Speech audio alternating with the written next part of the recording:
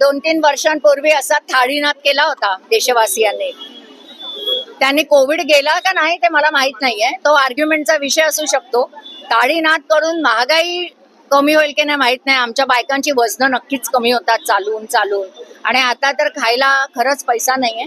म्हणजे गवारी सारखी एक भाजी जी पूर्वी गुरं खायची, त्याचाही भाव आज 100च्या पार आहे. आणि तुम्ही ऑस्टॅरिटी, तुम्ही जर बोलाल काटकसरी बद्दल, तर त्याबद्दल काही न बोललेलं बरं आहे. कारण तुमच्याच पेपर्सचे रकाने जर इकडे कोणी नाहीये प्रिंटवालं, ते भरलेले असतात रोज की आता गव्हर्नमेंटची कशी काटकसर चालू आहे. त्या दिवशी एक कार्टून आलं होतं, त्याने सांगितलं, सर जेवढे पैसे आपण पेट्रोल बचतीतून केले नाही ना, त्याच्यापेक्षा जास्त कॅमेरामनचं बिल आलंय. सो हे खूपच बोलकं उदाहरण आहे.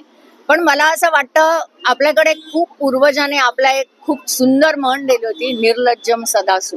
सो आता सगळ्यांनी भजनं करा, कुंभामध्ये आंघोळ करा, तुमची पापं धुतली जातील आणि पुन्हा एकदा नवीन महागाईला तयार राहा. त्याची मेंबर आहे CJP, पण आम्हाला सगळ्यांना काढून टाकलं ना. माझा it will be back. Cockroach is back, definitely. Cockroach was the only species who survived Hiroshima, Nagasaki bomb. अणुबॉम्बलाही ज्यांनी शिकस्त दिली असा एक जीव आहे, त्याला म्हणतात झुरळ. सो ज्यांनी कोणी या नवीन पिढीला झुरळ म्हटलंय ना, त्यांनी ऍक्च्युली त्यांच्या जगण्याच्या त्यांची जी एक जिगीविषय आहे त्याला मला वाटतं आव्हान केलेलं आहे. आणि बरं आहे असंच सगळं बॅन बॅन बॅन बॅन करत राहा, म्हणजे एक दिवस तुमचा बँड वाजेल. I hope. बघा, आज आम्ही इथे सर्व महिला एकत्र येऊन आज आम्ही आंदोलन केलं. कशासाठी केलेलं आहे? महागाई वाढली. कारण घरामध्ये फक्त एका महिलेला समजतो की प्रत्येक गोष्टीचा भाव काय असतं. पण मोदीजींनी जे आमचे इतके आज बोलले जातं, भारत देशाचे राजा आहे. राजा कसा पाहिजे? प्रजेला भिकारी करणारा नाही पाहिजे, प्रजेला उपाशी मारणारा नाही पाहिजे. राजा फिरतोय देशी विदेशी सर्वीकडे फिरतोय आणि दुसऱ्यांना नियम लागू की तुम्ही एक वेळचं जेवायचं नाही, तुम्ही हे वापरायचं नाही, तुम्ही ते करायचं नाही, हे नाही. मग काय करायचं? आम्ही मरायचं का? घरात आम्ही काय करायचं सगळ्या गोष्टींना? आणि आज आम्ही लाटणं घेऊन जसं आम्ही आज दाखवते, पण एक महिला नाही, आज इथे हजारो महिला आहेत.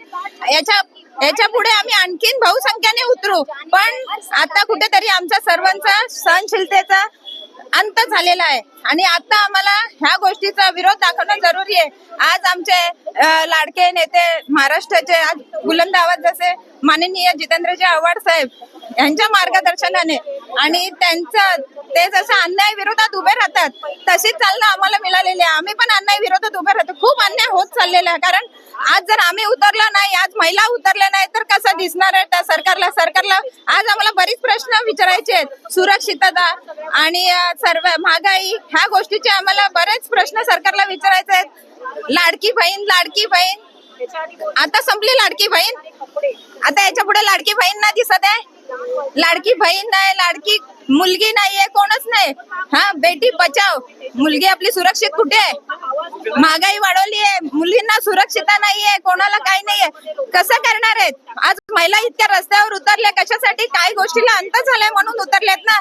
मला तर असं वाटतं, आता पहिला तर मला खूप घाबरल्यासारखं वाटतं की जेव्हा मोदीजी म्हणतात ना, I am going to address the nation, तेव्हा मला असं वाटतं की अभि धगधग हो रहा है. माहित नाही काय येऊन बोलणार आहे आणि देशाला पूर्ण ट्रॉमाटाईज करणार आहे. परत त्यांनी येऊन नेशनला ऍड्रेस केलं आणि पूर्ण नेशनला ट्रॉमाटाईज केलं. दुसरी गोष्टी, लाडली बहन, बेटी पढाओ बेटी बचाओ, आणि महिला जे ते टॅग आहे ना, मला असं वाटतंय की आता जी गव्हर्नमेंट आहे स्वतःचे पॉलिटिकल एजेंडा ड्राईव्ह करण्यासाठी फक्त वापर करत आहे महिलांच्या नावाचा.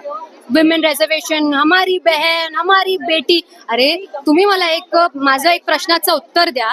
जेव्हा महागाई वाढतात तेव्हा सर्वात जास्त सफर कोण करत आहे? एक महिला सफर करत आहे ना, कारण की महिलांना घर चालवावं लागतं.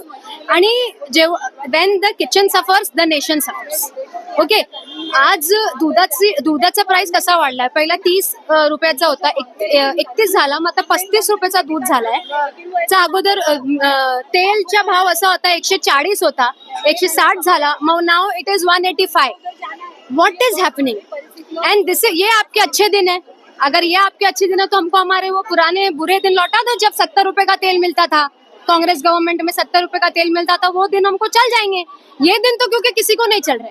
एका बाजूला आपल्या देशाची परिस्थिती अशी आहे की आर्थिकदृष्ट्या पूर्णतः आपण दुर्बल झालोय. रुपयाने इतका निच्चांक गाठला की ऐतिहासिक निच्चांक आहे, ज्याबद्दल आंतरराष्ट्रीय पातळीवरती चर्चा होते, डिबेट्स होत आहेत. पण दुसरीकडे पाहिलं तर आपल्या देशाचे पंतप्रधान सन्माननीय नरेंद्रजी मोदी साहेब रशियाला जातात आणि तिथले अध्यक्ष मेलोनी यांना मेलोडी भेट करतात आणि त्याच्या मीम्स बनवण्यात ते मशगूल आहेत.